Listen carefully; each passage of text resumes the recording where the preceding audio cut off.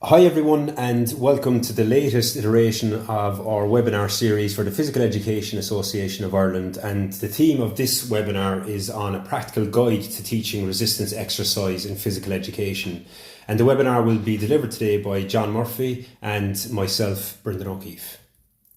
So before we begin, just a brief welcome and disclaimer. So the objective of this webinar is to provide an understanding the safety, benefits and rationale for introducing resistance exercise as part of your PE programme, and guidance on exercise selection and programme design, and finally then ideas on sample lessons and task card design.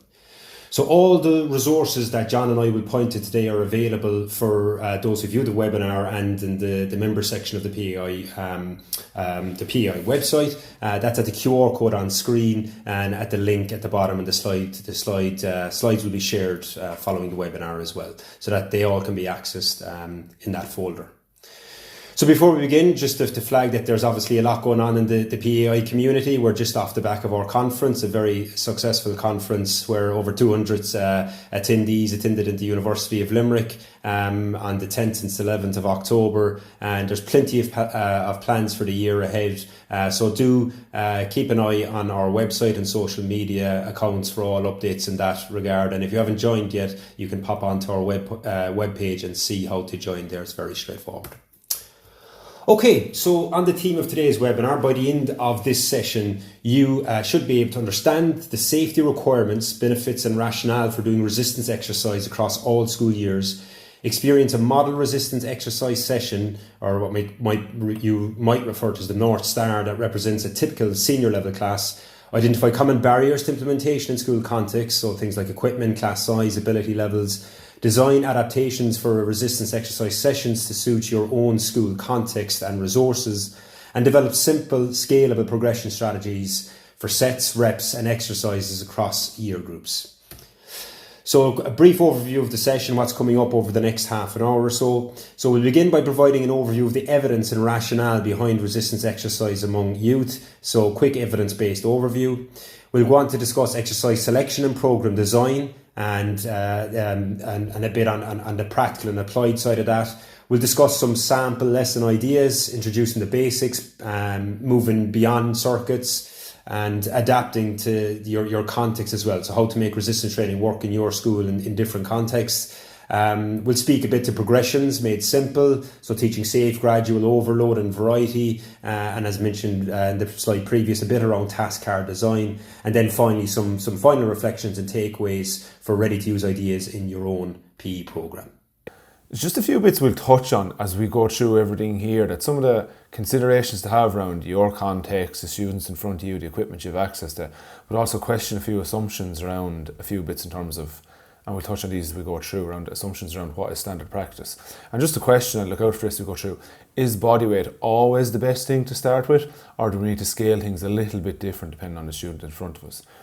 Should males and females do different in terms of the exercises they do, the sets and reps? Can they be the same, or what are some parts to be aware of that might be different but might actually be the same? Looking at how variation may not always be a progression or a regression. For example, a back squat and a front squat.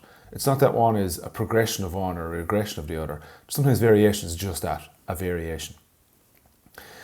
When you want to progress or get stronger in terms of resistance training or resistance exercise, progressive overload is essentially the most important thing to look at. Because when we look at fit there, the type of trend isn't changing. The frequency of training is obviously going to be constrained by the fact we probably have one PE class a week and they might do one more. So it's just the progressive overload of what it is they're doing in terms of intensity and volume that becomes the most important. And that's what we touch on here. Brief bit of background, because sometimes you might have principals querying about this to know, is it safe to do this stuff? Can we get students into a gym and lift weights, or whatever some of the exercises we're looking at are? So we have numerous consensus statements around not just that resistance exercises are safe and don't lead to injuries, but actually reduce the various amount of injuries that young people, adolescents can have. Around growth plates, like saying that all lifting weights can impact your growth plates, doesn't remotely happen. If anything, it will strengthen the bones and the growth plates that are within them, as opposed to negatively impacting them. But also it is around like having that qualified supervision and prioritising technique it's the same as the majority of activities you would do in PE. Safety is largely based around ensuring you are doing things well in a supervised manner with the right rules and everything that you would put in place for if you're doing basketball, if you're doing gymnastics. You take the same approach there around safety and minimising the risks that can potentially take place. And that's around really good technique and making sure they're taught to do things well. Just around the efficacy, does resistance training have a positive impact or does it work at injury prevention? So integrating resistance exercise is going to, if done well, greatly reduce the risk of sport-related injuries because various parts of the body are just much stronger and better able to cope with the loads or demands placed on it. It will carry over and have positive impacts on other bits that transfer to sport like agility, power, jump and speed, anything that way. And most of the improvements that happen in younger people aren't necessarily getting muscles bigger related or more motor control, motor unit recruitment, that they'll actually get stronger from just coordination based stuff as opposed to increase in muscle size, if some are concerned about that. Just to start tying in some of the potential male-female differences here, but generally anything training in general related, I will try and be guided by Lloyd's Youth Physical Development model here and have both the male and female versions of it with their lovely stereotypical colour coding, blue for males, pink for females. Essentially, the majority of things are the exact same. And you can see there, we'll just use the male one for example, around the start of adolescence there, between 11 and 12 up to 20, if you come down, the bigger the writing and the bolder the writing is what they should be training the most at that particular age. So agility, speed, power, strength and hypertrophy. All will be developed in some way through resistance exercises. And if you scroll down a little bit further, you'll see the moderate to high structure. Moderate to high structure means it's done in a coordinated, planned way, i.e. traditional exercise is done in a hall, through circuits, or in a gym. The only real difference when we move across to the female version is it's up here at the top and it's the age at which it begins. So males are looking around 11, 12 where that growth spurt tends to happen, but females it's around 9 or 10. Now as we put that a little bit more higher structure on, say this hypertrophy line will come up, it's between ages 11 and 12 because females go through their growth spurt early, so ideally they'll actually start resistance training at a younger age instead of a later age. Despite all the logistical factors that often push it to females start a bit later than males, in an ideal situation it would be the opposite, females starting earlier. Otherwise, there aren't really any major differences I can notice in terms of what should be done differently between males and females in terms of resistance exercises. A couple of things to be aware of in your own school situation. What are potential barriers or concerns that stop you from implementing resistance exercises in your current school context? So I'll let you think about those briefly. If you're using this as part of CPD time in school, you can chat to the other PE teachers there that are with you. Or if you're implementing resistance training or exercises currently, what would you like to do to potentially make it better? And I would think as well that as we go through this, there's probably a good chance you are already doing it quite well. This might even just reinforce it for you. So you can pause here if you want. Okay, so before we go into recommendations around exercise selection and lesson design, we'll just touch briefly upon space and equipment for introducing resistance exercise in the PE setting. And a kind of philosophy that I go by is less is more. So if we look at the two images on the screen here, I'd recommend trying to keep the fitness suite, if you're lucky enough to have an area free for one, using free weights, racks, benches, barbells as shown on the left, as opposed to, very big machines taking up lots of floor space as shown on the right, which are often more expensive. So that'd be the first thing. And just in terms of equipment then, bands, obviously, dumbbells, dowels, and even things as simple as exercise task cards posted around the hall space if students are lucky enough to be able to use it maybe outside of class time, during lunchtime and after school. But a key thing really, when you are given the budget, or if you have a budget to invest in a fitness suite, I'd always say try and reach out to colleagues in your PE network and other schools who have recently upgraded their school's fitness suites, because they're probably best positioned to recommend what work best for them. But I do think the less is more philosophy, is a good one to follow. In terms of funding, then we actually touched upon this at the PEAI conference on the Friday evening, that there are sources for funding available to schools based on the furniture and equipment list. The email on screen and the QR code. The email on screen is the direct contact to put in a request for funding, but details around the procedure and requirements are on the QR code on screen, and I have a screenshot there of the webpage, the government webpage around the process for that. So definitely worth looking into that and seeing if maybe your school would be eligible for funding for an upgrade for a fitness suite. Okay, so now what we want to move on to are around the principles of exercise selection and program design. And when we're talking about exercise selection and with resistance exercise, typically I follow three kind of very basic steps. Firstly is to identify the area of the body that you want to target. Secondly is consideration around the key movements, the 5 or 6 key movement categories when it comes to selecting an exercise. And finally, often the forgotten one is around consideration for planes of movement when it comes to program design, that we see a lot of programs maybe forgetting the transverse plane in particular, for example, which is of high relevance to young athletes and students that you'll be working with. Okay, so step one, the 3 areas of the body. Well, we all know we have the upper, lower and core region. And typically we'll divide our exercises based on the upper region, lower body and the core region. And the quality of the image on screen isn't great here, but also anterior to the front of the body and posterior muscles to the back of the body. So that's our first step in terms of exercise selection. The second step, as mentioned, is the 5 key movement categories. And if you have an understanding of the 5 or 6, this is not a definite sign, but 5 or 6 key movement categories, including squat, hinge, push, pull, and lunge and carry, that will really serve you well in terms of then designing the program as a whole, if you can hit upon these different movement categories.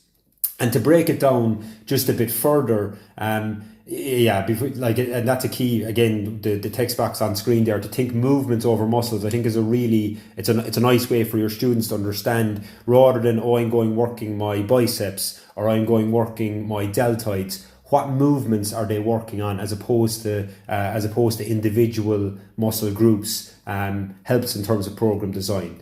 So after having an understanding of the upper, lower, core region, understanding your 5 key movements, 5 or so key movement categories, you can move on then to actually subdivide your exercises into predominantly hip-based or knee-based for lower body exercises. So for example, in terms of hip-based, you'll be talking hinge exercises like a deadlift, a kettlebell swing, glute bridge. Knee dominant exercise or knee based exercises, they include something like a squat, a step up or a lunge, and ideally in terms of program design then you want to be hitting upon both hip and knee based for the lower body region.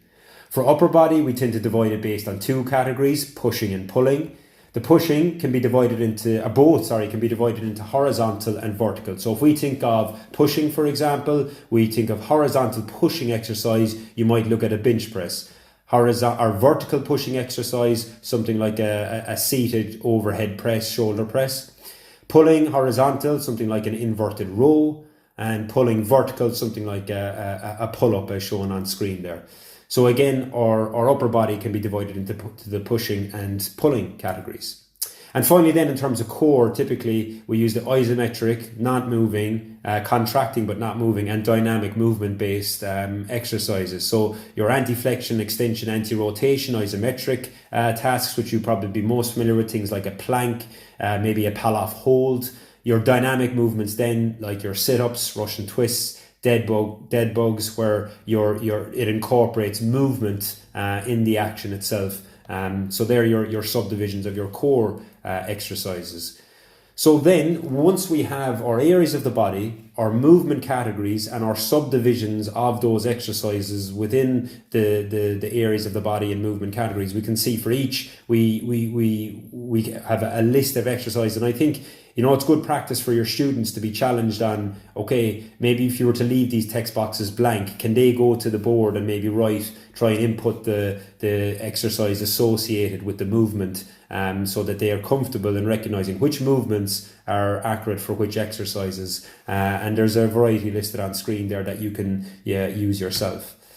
So the final step then that I mentioned was around the planes of movement. And the idea of this is that in program design, we often can be limited to mostly sagittal and frontal plane exercises. So it's a good idea for students to show evidence of movements across each of the 3 planes. So the sagittal plane in terms of forwards and backwards, something like a lunge. The frontal plane could be something as so left and right to the side, something like a lateral raise. And also the transverse plane, which as mentioned earlier is often the one that maybe people forget about in terms of exercise design, might be something like a med ball jump and throw, or a med ball punch pass, so rotation, a side jammer a side jammer press from ground to full rotation. So basically that you're including some element of rotation around the longitudinal axis, and that not everything is done in through the sagittal plane predominantly, but also frontal.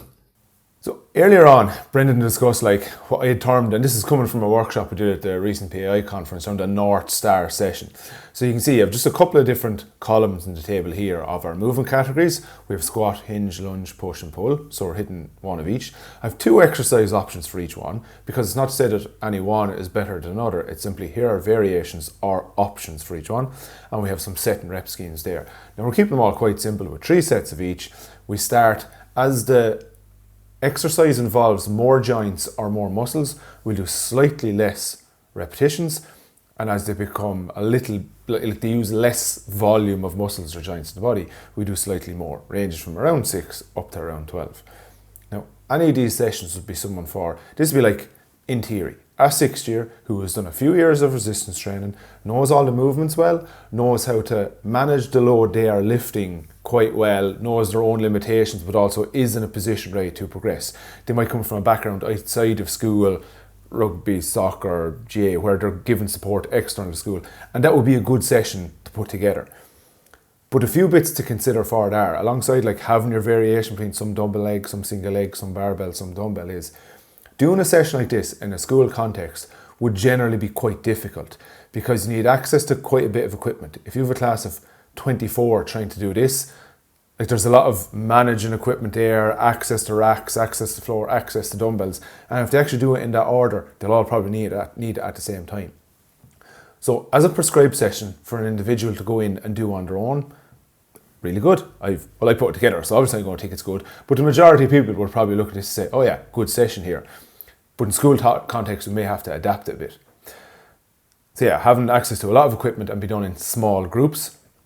Whereas what we can look at here, and this is something I like to use a lot when working with larger groups, whether it be teams external to school or in school groups, and I started this with a 3rd year group a couple of years ago. We put together what I term mini circuits or giant sets, where they have 3 exercises together in, like I said, a mini circuit or a little loop there together.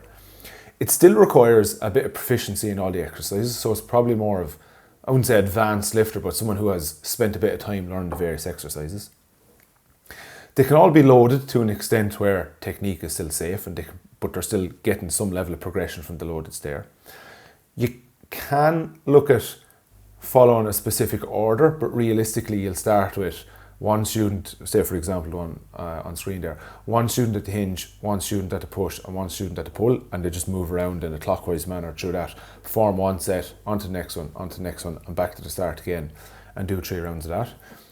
When designing those circuits, you look to have a mixture of different pieces of equipment done at the same time. So for example, you might have someone in the squat rack doing one thing, you might have someone on the bench doing one exercise, and someone on the floor using body weight or minimal equipment, and they rotate through that.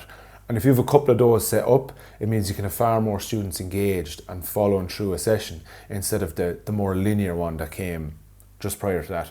And it's easier to cater to a larger number of students. And if you could put together a couple of those giant sets, they do 3 rounds of one giant set, then 3 rounds of another, they still end up hitting the same amount of exercise overall.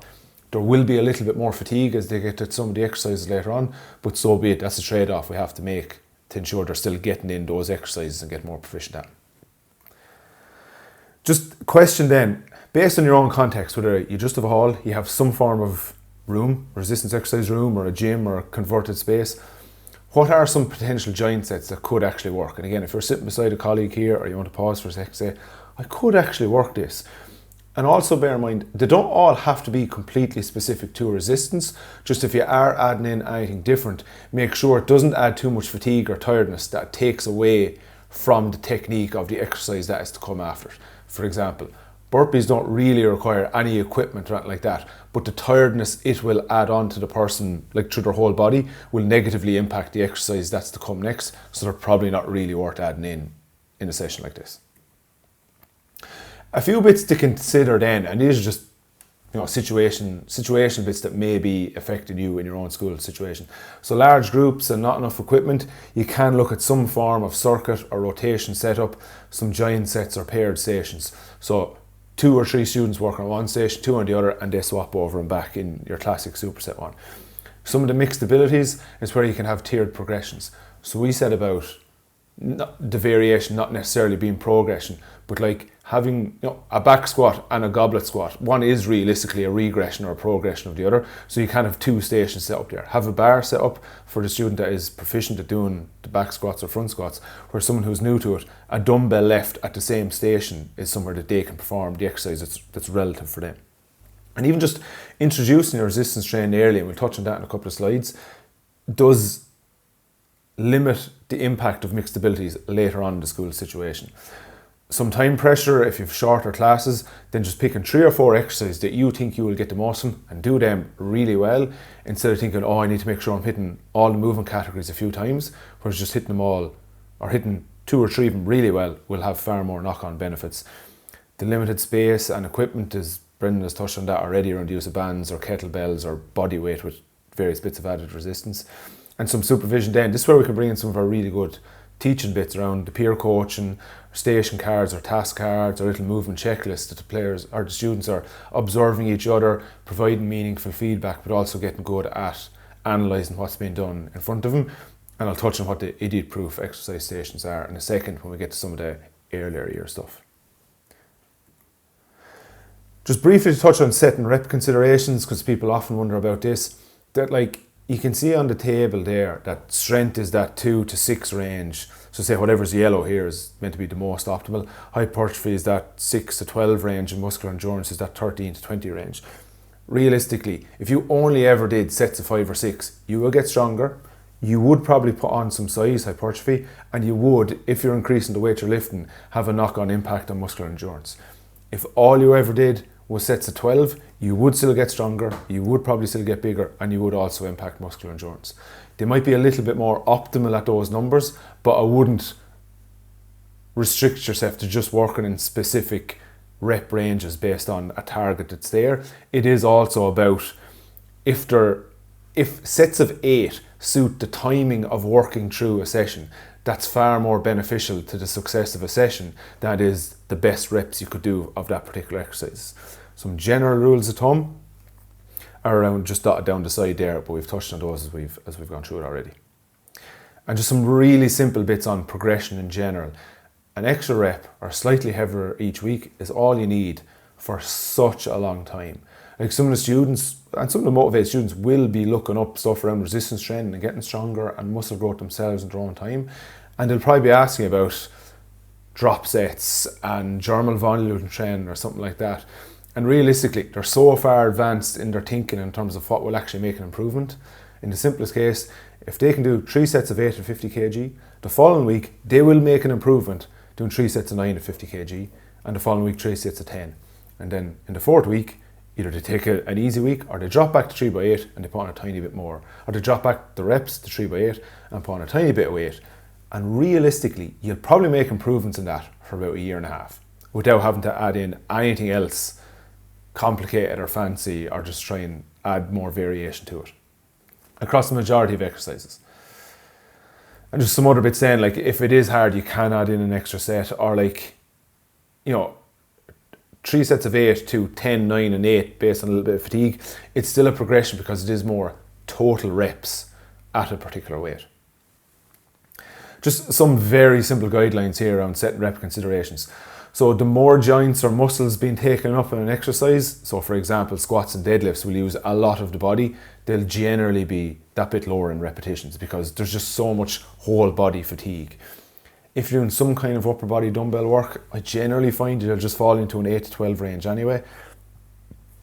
Any less, and it's just awkward to set up the dumbbells for 5 reps. Any more than 12, you're just there for too long. Single leg work, you'll generally limit to 6 to 10, again, because it just takes a lot of time. If you're doing more than 10 reps on both legs, you're doing that exercise for a long period of time, which takes up a lot of class time.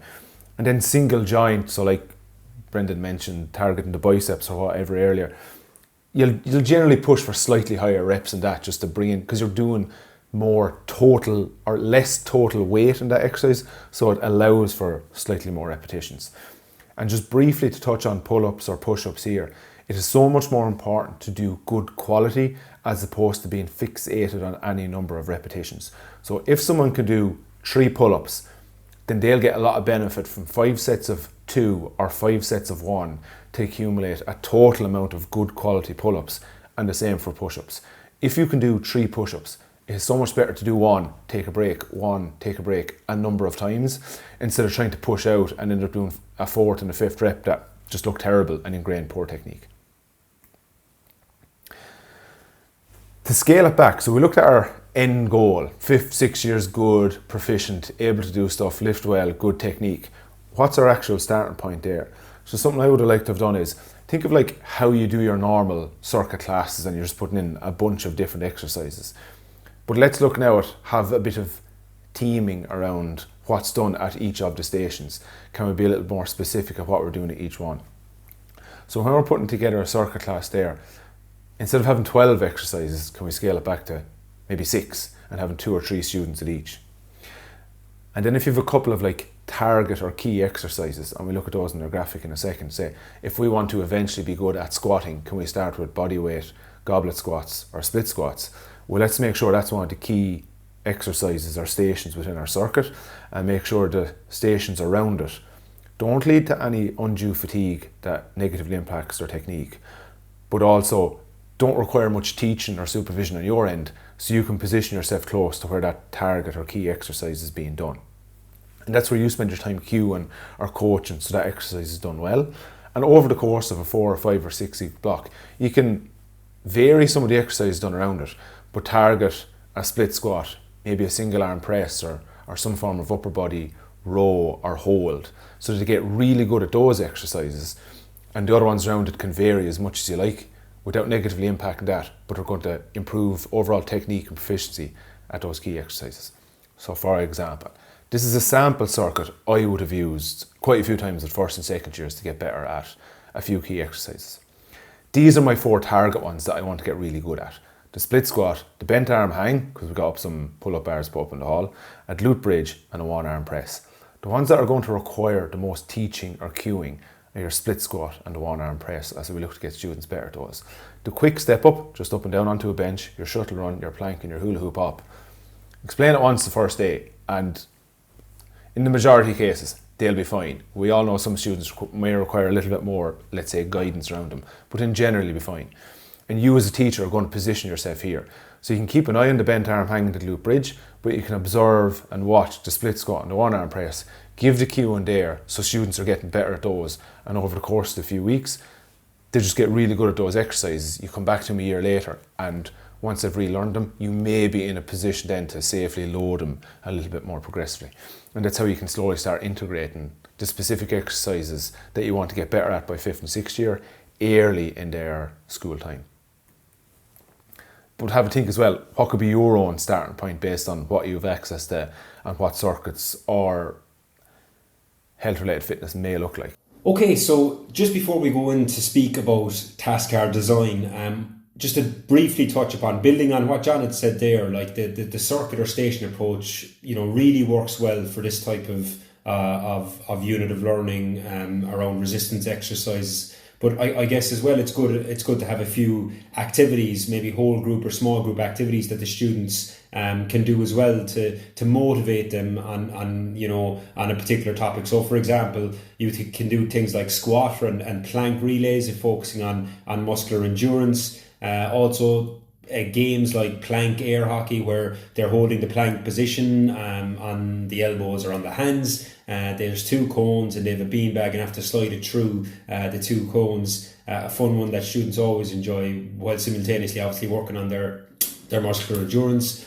Other examples include the likes of the Bring Sally Up challenge, where on YouTube, if you were to type in Bring Sally Up, you'll get the music, and every time the track says Bring Sally Up, the students can either move from either a squat or a push-up. Can be quite challenging. Maybe from the knees might be more feasible in a school context, but a really nice, simple local muscular endurance challenge to do as a push-up or a squat. And just general animal movement relays. So crab walk, bear crawl, all those movements, and like I think activities like this really lend themselves well to teaching basic theory, whether it be around the components of fitness and muscular endurance in particular for the ones I've highlighted on screen. But there's multiple others as well, and it's good to include these as maybe an initial warm up or an introduction to the class, or even post circuit or post station design. One more there as well. Something like if you're lucky enough, as I showed in the image earlier, or a screenshot of a school gym,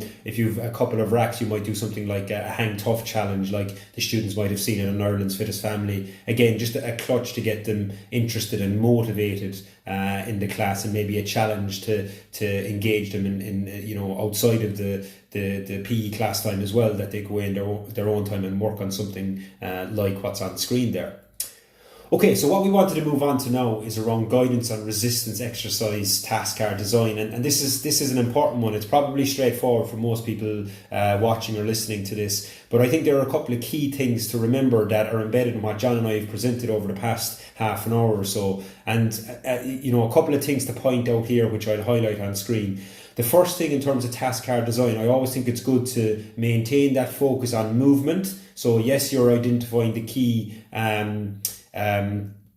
exercise, in this case, the chest press or dumbbell chest press, but it's a good idea as well to get the students into the habit of seeing the movement category. So in this case, upper body horizontal push, and obviously the exercise then chest press. Other things to highlight are obviously a good image of someone performing the task, the muscle groups. So we know the revised LCP now, we like the muscles are part of that. The major muscle groups of the body are part of that. So again, to emphasize, and students are aware of the key prime movers for each of the core movement categories, and also just referencing the key teaching points or KTPs for the exercise and focus. And the last one there, I have a QR code.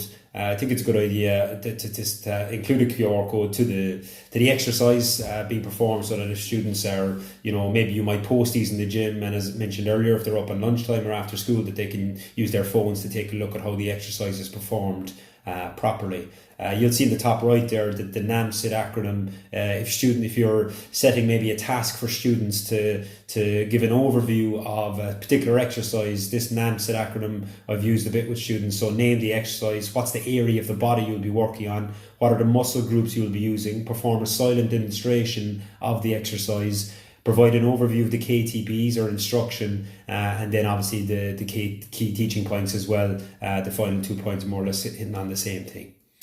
And just to note that on the resources shared with this webinar, there are multiple other task cards shared in PowerPoint form, so you'll be able to download them and edit them as you see fit, or print them off.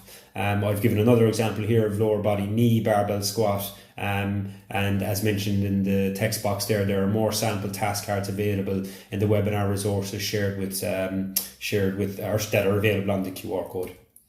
And just to briefly re-emphasize what John mentioned earlier about the importance of emphasizing movement quality over movement quantity, and if you can really show students the importance of the quality of movement, you might even set a task around that, a video task where they have to demonstrate their best performance of a particular exercise with minimum reps, really emphasizing the importance of quality over quantity, because I think that can be a big challenge, particularly with circuit type classes where you're hitting on huge repetition ranges in extended periods of time, that the movement quality can suffer. So I think that's a really good point, particularly with the younger cohorts, to emphasize the quality over the movement quantity.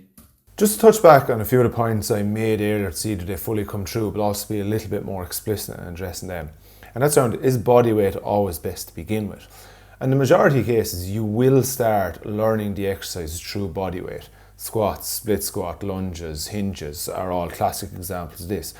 But there are situations where it may not be absolutely as ideal. For example, sometimes going from a body weight squat to a weighted squat ends up becoming a slightly different movement because just of where you're trying to balance against gravity or your own body, and sometimes it may actually be easier to learn the movement of squatting with a lighter medicine ball or plate held slightly in front of you, just to offset where you are actually controlling it, and can actually make the exercise, like a 4 or 5 kg medicine ball may make learning the squat easier than just body weight before you progress onto a heavier goblet squat or back squat. Similar in the case of, and like without being stereotypical, but it is often the case of females trying to do push-ups, in that because so many may not be able to do a full push-up, trying to go from a knee-based one or a wall-based one onto a full one is actually a huge jump to make. Whereas sometimes getting good at a single arm press or a dumbbell press, or in a good environment a bench press, will actually build it up in a much safer way to being able to do a full push-up than going from the knee-based one to the full one. That brings us on to, like, should males and females do different? We've touched on that already around age. But there are also other bits you can consider around while going in, when you go, if you are moving from the hall to the gym based on how well you think your students can do stuff.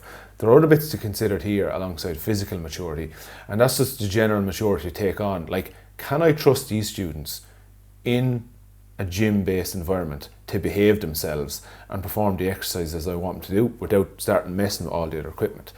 And again, without being stereotypical, females will generally be much better at taking on board safe practice, how to do exercises correctly, and how to respect the various bits of equipment around them. And it goes to be said that while exercise may be done well, all of the other behaviour around it, if you don't feel comfortable bringing your students into that environment, then lay it out to them and say, look, we don't have this level of respect and trust here. We are not ready to move into the gym. I trust your moving capabilities, but your general behaviour around it may not be there yet, and we have to build it up a little bit more before we go into this gym.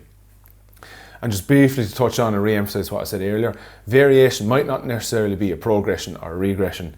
It is literally just different. And following on from Brendan's point there around not having too much muscular endurance, sometimes in some of those circuits, if you're doing stuff for 30 seconds on or 15 seconds off, if you have, say, a split squat, for example, do 8 good repetitions each leg, doing really well controlled, and if you're finished before the 30 seconds are up, great, you get slightly long recovery. You don't have to fill the 30 seconds each time. Just to finish up then, some of the main intentions we had to start: understand the safety, benefits and rationale for resistance exercises across the school years. We've touched on that, or we've covered that.